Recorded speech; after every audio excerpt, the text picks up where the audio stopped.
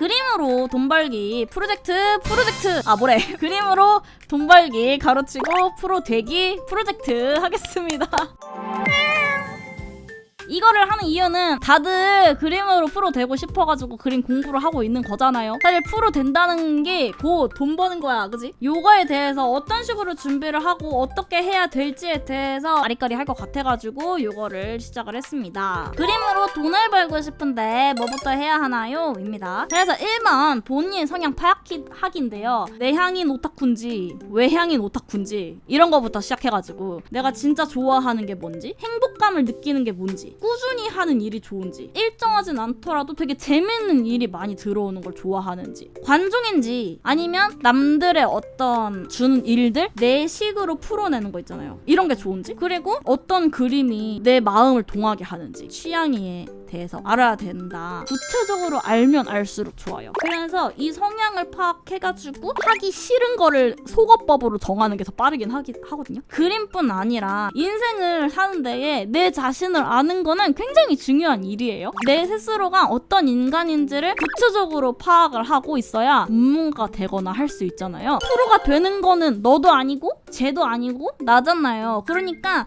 내가 이제 기준이 돼서 프로가 된다는 거는 내가 중심이 딱 잡혀 있지 않으면은 여기까지 가는 길이 너무 험난할 거야. 저 같은 경우에는 일단은 밖에는 나가고 싶은데 사람은 싫어. 말을 조금 잘 안 듣는 타입이야. 그래가지고 회사 생활 잘 모르겠어. 약간 물음표가 계속 떠가지고 나는 프리랜서 해야지. 이거는 이제 나의 성향이고, 두 번째 저는 게임을 진짜 개 좋아하거든요. 블레이드 앤 소울이라는 게임이 딱 나왔을 때 제 이제 심장을 강타했죠. 아, 나는 게임 쪽으로 가는 일러레나 아니면 이 아티스트가 돼야겠다. 그림 그리는 직업이 되게 많잖아요. 애니메이션 쪽도 있고 귀염뽀짝한 거를 그리는 그런 애들도 있거든요. 근데 저는 이쪽에는 관심이 1도 없었어요. 이게 이제 두 번째 제가 픽싱 된 거죠. 저라는 이제 고양이를 기준으로 삼아가지고. 그래서 저는 반실사 계열의 프리랜서 일러레가 돼야겠다라고 처음부터 목표를 딱 잡고 갔어요. 그래서 저는 이 중간에 그렇게 많이 흔들리지 않았어요. 본인의 성향 파악하는 게 가장 우선적이다라고 말씀을 드릴 수 있을 것 같아요.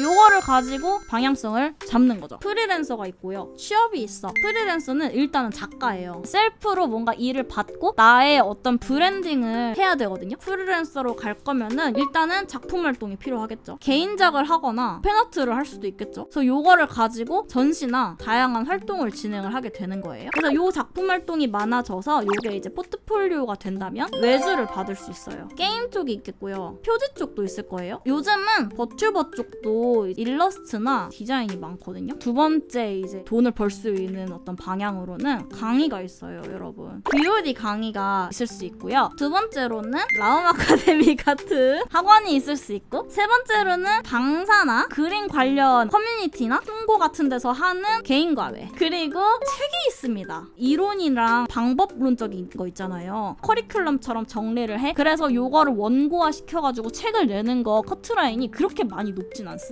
그리고 네 번째는 후원입니다. 팬박스, 패트리온, 내가 이제 그림을 그리는데 후원 받는 거, 커미션이죠 결국에는. 아니면은 제작 판매 같은 거 있잖아요. 작품 활동 한 거를 가지고 제작을 하는 건데, 코미월드나 일러페어, 일러스타 부스를 내가지고 굿즈 판매를 하는 건데 돈이 좀 된다고 해요. 혹은 브러쉬나 소재를 팔기도 해요. 이모티콘 같은 것도 있겠죠. 내가 여기에서 어떤 작품 활동을 조금 메인으로 해가지고 진행을 할 건지 방향성을 잡으면 좋아요. 크게 얘기하면 이렇고, 취업이 있죠. 게임 쪽이 있죠. 게임 원화가가 있겠고, 일러스트가 많이 메인이 된 그런 게임들, 혹은 이제 수집형 RPG 하는 애들은 약간 일러스트레이터도 많이 뽑아요. 그리고 요즘은 버추얼 쪽 회사도 진짜 많습니다. 그런 다음에 웹툰 회사가 있죠. 번외편으로 이제 제가 해외 취업도 얘기를 할 건데, 언어를 좀 할 수 있잖아요. 해외도 생각을 해주는 게 무조건 좋다. 선택지를 무조건 넓혀놔야 돼, 여러분.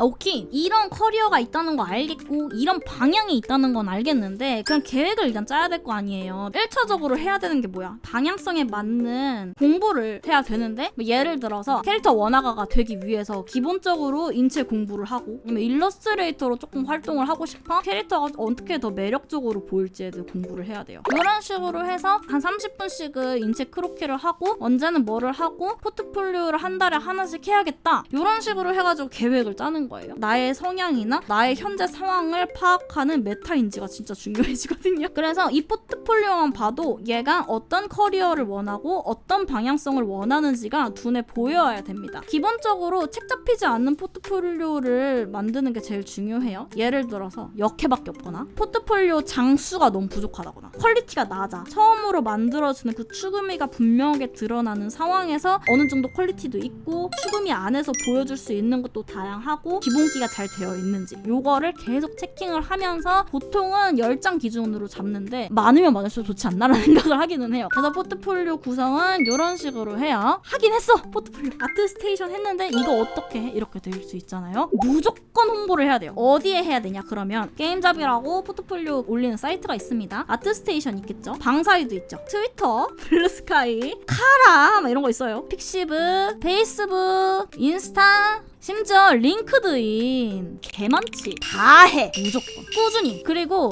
이 그림을 그릴 때 스토리가 있잖아요. 얘는 어떠한 캐릭터이기 때문에 내가 디자인을 어떻게 해서 뭐를 보여주고 싶었고 뭐는 어려웠는데 그런 뭐는 재밌었어요. 약간 이런 느낌? 아 이런 부분 조금 어렵게 그렸구나 하고 다시 보게 되거나 아니면은 아 그래도 열심히 했네 라던가 이 사람이 발전하는 과정을 이제 보게 되거나 그러면은 사람들이 내적 친밀감이 생기고 기억에 남게 되거든요. 근데 안 좋은 얘기는 쓰면 안 되겠죠. 그러면 이 홍보를 하면서 커리어를 또 쌓아야겠죠. 1번은 기업 외주를 받는 거예요. 기업 외주는 어디로 들어오냐? 트위터, 픽시브, 아트스테이션 보통은 이쪽이나 이메일로 문의가 옵니다. 개인 외주 같은 경우는 크레페나 아트머그, 커미션 같은 게 있겠죠. 그래서 요 두 개는 사실 장단점이 굉장히 분명합니다. 기업 외주의 장점부터 얘기를 할까요? 뭐 장점 너무 많지. 일단은 실무 경험이 생기죠. 개인과 기업의 이 경험 차이는 굉장히 크거든요, 여러분. 자소서에 이거를 내가 이런 거를 했고 이거를 통해서 내가 실무적인 어떤 영향이 있다는 거를 한 줄이라도 쓸 수 있는 거 너무 좋은 장점이죠. 단점은 존버해서 픽미업을 해야 돼요. 내가 픽미 될 때까지 기약 없는 기다림을 해야 된다. 그래서 이거를 못 견뎌가지고 개인 외주를 많이 진행을 하시죠. 개인 외주에서도 장점은 아무래도 내가 이때 동안 손 놓고 있는 건 아니다. 엄마 나 그래도 돈 조금 벌어. 할 수 있다. 그 상대적으로 낮은 진입 장벽이 있죠. 준 실무 경험을 조금 할 수 있다. 왜냐면 걔네들은 시스템이 되어 있으니까. 요거의 단점은 가볍다 보니까 퀄리티 생기지 못할 수도 있거든요. 익숙해져가지고 그냥 적당히 해서 넘어가는 경우들도 많이 봤어요. 근데 이러면은 포트폴리오도 안 되고 시간이 흐지부지 지나가고 이럴 수 있다. 요게 결국에는 나 그래도 괜찮은가 봐. 가능성 있나 봐. 그림 열심히 그려서 진짜 프로 열심히 해야지. 이런 마음가짐을 만들어주게 되는데 이게 너무 많아지다 보면은 그것들이 다 사그려질 수도 있다. 셀프로 조율을 해가면서 진행을 하시면 좋겠다.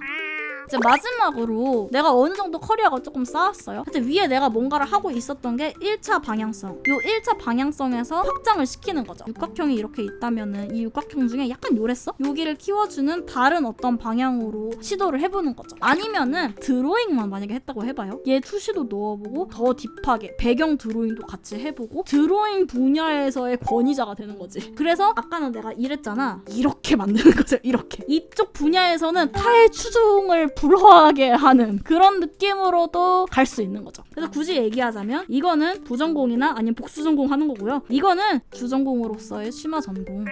나 마인드 세팅은 어떻게 해야도 할 수 있거든요. 첫 번째로는 김연아가 돼입니다. 김연아가 되는 여러분 뭐 다 알잖아. 이거 하기나 해 이거야. 어떻게? 매일 이 마인드 세팅이가 이게 그림을 그릴 때 생각하면서 그리라고 많이 하잖아요.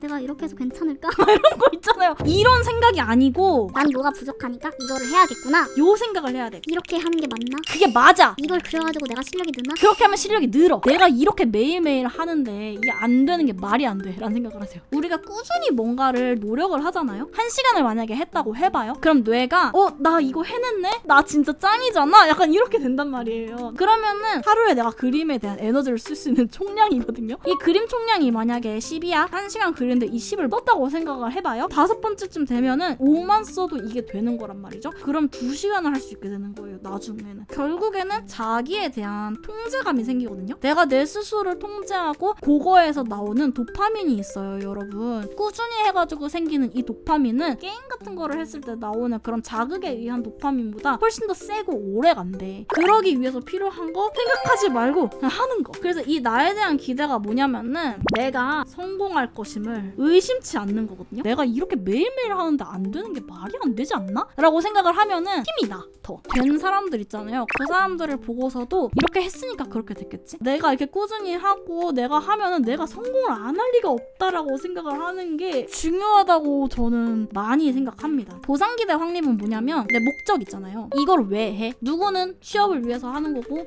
누구는 외주 해가지고 프로 생활, 프리랜서 생활 하기 위해서 하는 거잖아요. 내가 이거를 달성했을 때를 계속 상상하는 거예요. 주변에는 그런 사람들 말뿐이야. 이제 몇 살인데 너 근데 전공 다른 거였는데 이거 되겠어? 맨날 이런 속에서 사니까 여러분들 스스로 믿는 게 진짜 중요해요. 이게 나이가 아무 의미가 없거든. 아, 저 사람 나이 17인데 존잘이래. 근데 프로급의 존잘도 물론 있어. 그러니까 우리가 이렇게 딱 떠오르는 사람이 있긴 한데 한두 명 아니에요? 근데 그림 그리는 사람이 얼마나 많아. 그 중에 한두 명을 보는 건 아무 의미가 없어요. 그죠? 우리가 보통은 잘 그린 그림을 봤어요. 아, 이 사람 진짜 잘 그린다 만 생각하지. 이 사람 몇 살일까? 라고 생각해요. 결국에는 다른 어떤 업계에 비해서는 굉장히 열려있는 편이고요. 취업을 하기 어려워? 외주하면 되지. 아시겠죠? 그리고 운동과 건강한 삶의 루틴은 기본적으로 체력 얘기고요. 내가 오래 앉아 있고 싶은 정신력이 되고 이 그림 총량이 되는데도 불구하고 몸이 안 따라주는 경우들이 있거든요. 몸 관리는 진짜 중요합니다. 네, 그래서 체력이나 혹은 막 디스크 그런 거 관리 위해서 이제 운동하라고 말씀을 드리는 거고요. 건강한 삶 루틴은 정신 때문에 그런데요. 그림에서 완전 벗어나는 날이 필요해요. 이때는 그냥 몰아뒀던 흑백 요리사를 다 보고요. 어쨌든 노는 거야. 리프레시가 무조건 필요해요. 이게 계속 땅굴 파기가 너무 쉬워, 이 그림이라는 게. 그래서 이 루틴을 스스로 만들어야 되고 계속해서 내 스스로를 셀프를 챙겨줘야 되고 이거를 다시 1번으로 넘어가서 내 성향을 파악해야 이것도 그럼 되는 거죠. 본인이 어떤 성향인지 파악을 해가지고 거기에 맞게 계획 수립하고 공부하고 마인드 세팅하고 하면서 계속해서 이 과정을 해나가다 보면 언젠가 너는 프로가 되어 있을 것입니다. 제가 다 경험해본 거라서 그래요. 그림을 그리면서 저도 진짜 많이 울었고 자책 진짜 많이 했어. 은근히 까내리는 것도 진짜 많았고요. 그림 무시당하는 것도 진짜 많았고 저도 그런 경험이 다 있었는데 어쨌든 했잖아. 된다는 걸 저는 이미 알고 있어. 진짜. 포기만 안 하면 돼. 그러면 언젠가 프로가 된다. 프로 다들 되고 돈 잘 버시길 바라겠습니다.